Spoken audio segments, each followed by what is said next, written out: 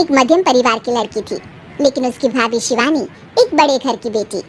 शिवानी की शादी अभिषेक से लव मैरिज थी। अरे भाभी, ये कितना अच्छा सूट पहना है आपने। काश ऐसा मैं भी पहन पाती। अरे क्यों नहीं रीना, वैसे भी तुम्हारा और मेरा नाम तो एक ही है, जब मन करे पहन लेना। भाभी, आपको आपके पापा ने कितने अच्छे कपड़े गहने दिए हैं। मैं उनकी इकलौती बेटी जो हूँ। बेटी तो मैं भी इकलौती हूँ, लेकिन क्या करे, पापा है नहीं, पता नहीं कैसे होगी मेरी शादी। तभी वहाँ शिवानी की सास आ जाती है। अरे क्यों नहीं करेगा भाई तेरी शादी धूमधाम से, आखिर जिम्मेदारी है तो उसकी। और वो दिन भी आ जाता है जब रीना की शादी तय हो जाती है। अभिषेक, क्या हुआ? आप इतने परेशान तो कभी नहीं दिखे, कोई बात है तो बताइए मुझे। अरे शिवानी, वैसे तो शादी का सारा इंतजाम हो गया है, लेकिन गहनों का रेट तो आसमान छू रहा है। कैसे क्या करूं, कुछ समझ में ही नहीं आ रहा। थोड़ी देर में शिवानी अपने पूरे गहने अभिषेक के सामने रख देती है। ये लीजिए, गहनों का इंतजाम भी हो गया। अरे नहीं नहीं शिवानी, मैं ये गहने किसी हालत में भी नहीं ले सकता। ये तुम्हारे पिता ने तुम्हें दिया था और तुम हो कि। तभी वहाँ सास आ जाती है।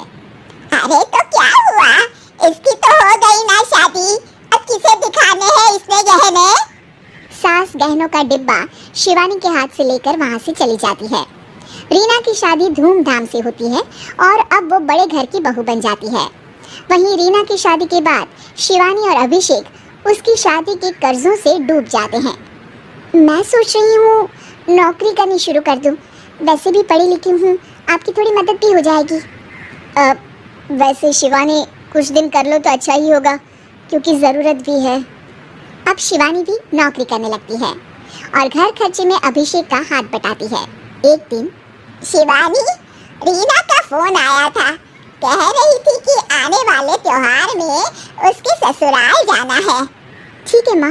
अरे ठीक तो है, लेकिन एक काम कर लेना, उसके सास ससुर से लेकर पूरे खानदान के कपड़े मिठाइयाँ सब ले आना, और हो सके तो रीना के लिए छोटे से कान में पहनने के बूंदे भी। और क्या है ना, शादी में उसे सारी बड़ी बड़ी कान की ज्वेलरी दी थी, घर में पहनने के लिए तो उसके पास कुछ भी नहीं है।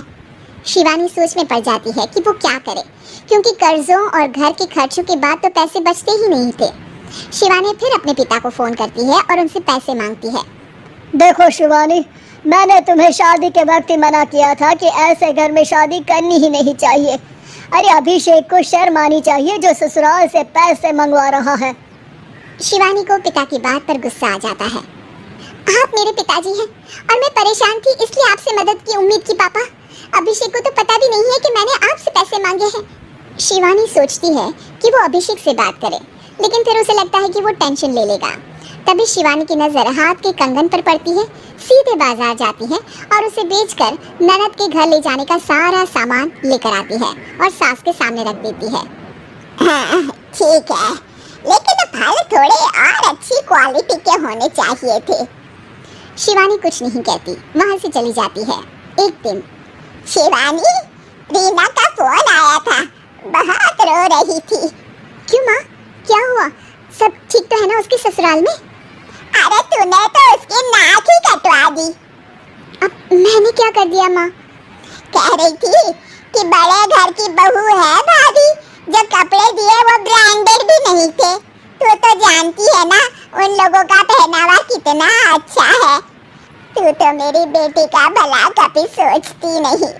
हाय भगवान, अरे बड़े घर की बहू है इसी बात की जलन है ना तुझे, लेकिन याद रख मेरी बेटी का सोचने के लिए भगवान है, तुम लोग कभी उसका बुरा नहीं कर पाओगे। अब शिवानी के मन में सवाल था कि क्या ईश्वर सिर्फ रीना के साथ है, उसके साथ नहीं? लेकिन उसे सुकून था कि वो अभिषेक के साथ उसकी जिम्मेदारियों को निभाने में बराबरी की हकदार है। शिवानी वहाँ से चली जाती है। वो सास से कुछ नहीं कहती, क्योंकि अमीर घर की बहू बनकर रीना को भले ही सुकून ना हो, लेकिन गरीब घर की बहू बनकर शिवानी खुश है, क्योंकि खुशी पैसों से नहीं